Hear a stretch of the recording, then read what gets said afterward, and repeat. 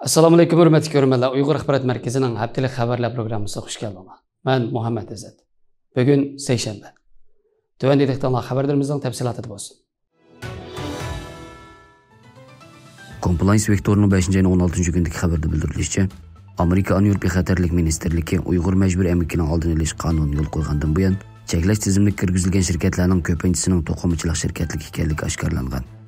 Amerika Avropa Xəterlik Ministerligi 5. ayının 16. gündəki axborot e'lon qilish yig'inida yana yangidan Xitoydagi 26 to'qimachilik shirkatini cheklash tizimiga kirgizganligini e'lon qilgan bo'lib, bu 17-yildan boshlab rasmiy kuchga ega bo'ldi ekan. 2021 yil 12 oyda imzolangan Uyg'ur majburiy əməkinin aldını olish qonuni yo'l qo'yilgandan buyon jazolash tizimiga qo'shilgan 65 o'rinning soni bir hissəga yaqin ko'paygan. Amerika Avropa Xəterlik Ministri Alejandro Mayorkas axborot e'lon qilish yig'inida Uyg'ur majburiy əməkinin aldını olish qonunini ijro qilishni texnik kuchaytirib, munosabatli shirkatlarning astoydillik va mas'uliyatchanlik bilan ishlashiga yordam beramiz. Shundaq bo'lganda biz majburiy emgak mahsulotlarini davlatimizdan yiroqlashtira olamiz degan. Amerika Avropa Xəterlik Ministerligining bildirishicha, bu qatimliq cheklash tizimiga kirgizilgan 26 o'rinning 21si Sharq Turkistondagi top setish bozoridan paxta setib olgan va sotgan. Boshqa 5 o'rindami Sharq Turkistonning paxta manbasi topilgan. Amerika Xəterlik Ministerligi oldingi oyda yangi strategiyasini e'lon qilgan bo'lib, Sharq Turkistonda kelgan to'qimachilik buyumlarini tekshirishni texnik kuchaytirgan. Uyg'ur majburiy əməkini aldını olish qonunidagi jazolash tadbirining yangilangan tizimligida kiyim-kechak, dehqonchilik mahsulotlari, yaltiroq, ximiyalik buyumlar, batareya, oila elektr saymonlari, elektron mahsulotlari va yemeklik qurishlar qatorliq mahsulotlarni o'rin olgan. Bu planda Xitoydan to'qimachilik munosabatlik bir qism mallarning Amerikaga kirishiga ruxsat qiladigan yo'chiqlarni butunlay taqaydiganligi e'lon qilingan.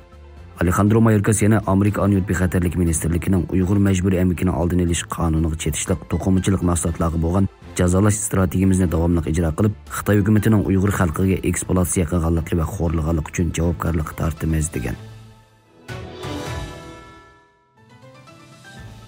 MSN to'rining 12 maydagi xabarda ko'rsatilishicha, Birlashgan Davlatlar Tashkiloti musofirlar organi Tailandda tutib turilayotgan Uyg'ur haqida ziddiyatli tushuncha bergan bo'lib, Birlashgan Davlatlar Tashkiloti musofirlar mahkamasining bayonotchisi Babar Baloch Tailanddagi Uyg'urlar haqida maxfiyatlik cheklamish sababi va bu sezgur masalaning hal qilinishining buzg'unchilik uchramaslik uchun Birlashgan Davlatlar Tashkiloti musofirlar mahkamasi bu masalani hal qilish chorasini oshkorlayolmaydiganligini bildirgan.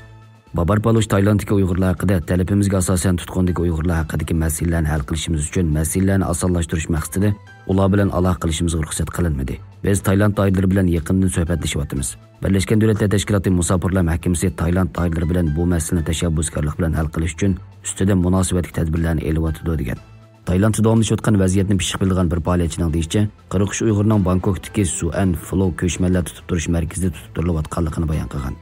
Bundan boshqa Amerika ovozi radiosining xabar qilganda, ko'chmanlar turmasidan qochishga uringan va keyin qo'lga olingan 5 Uyg'ur Tailandda qamoqda ekanligi bildirilgan.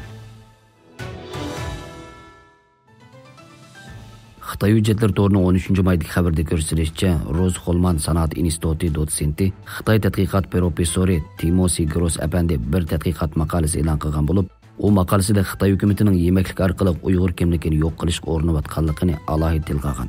Timothy Gross apandi maqolasida deyishicha, Xitoy hukumatining Uyg'ur rayoniga Xitoy taomlarining kirgizishi Xitoy hukumatining universal atalmish muqimlik xizmatining muhim tarkibiy qismi hisoblanadigan bo'lib, yaqin yillardan buyon bu rayonda yurgizilgan bostirish va doim zo'ravonlik kontrol qilish, keng ko'lamli qamash va diniy bostirish mexanizmi orqali atalmish Xitoycha Uyg'ur madaniyatini barpo qilmoqchi bo'layotganligini, Xitoy hukumatining Uyg'ur madaniyatini o'ziga tahditsiz deb qaraganga qadar davomli o'zgartib, bu rayondagi kishilarni atalmish xalqni ziyorat qilish, xalqni yetkazish va oilalarga mulozimat qilish, qo'shmoq tuqqan bo'lish va o'g'inish va ishlash qatorliq turli bahonalar bilan Xitoy millatidan bo'lgan 56 mingdan ko'proq xizmat guruhlarini tashkillab 4 yilda 380 milliondan ortiq odamni ziyorat qilgan va nazorat qilgan.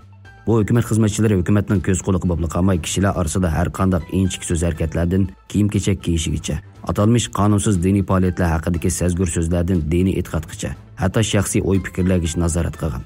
Hamda bular atalmish sog'lom madaniyatning tarqatquchi sifatida tomoq tayyorlash va ilmiy va sog'lom yemak-ichmak odatini yetildirishga yetakchilik qildi ekan.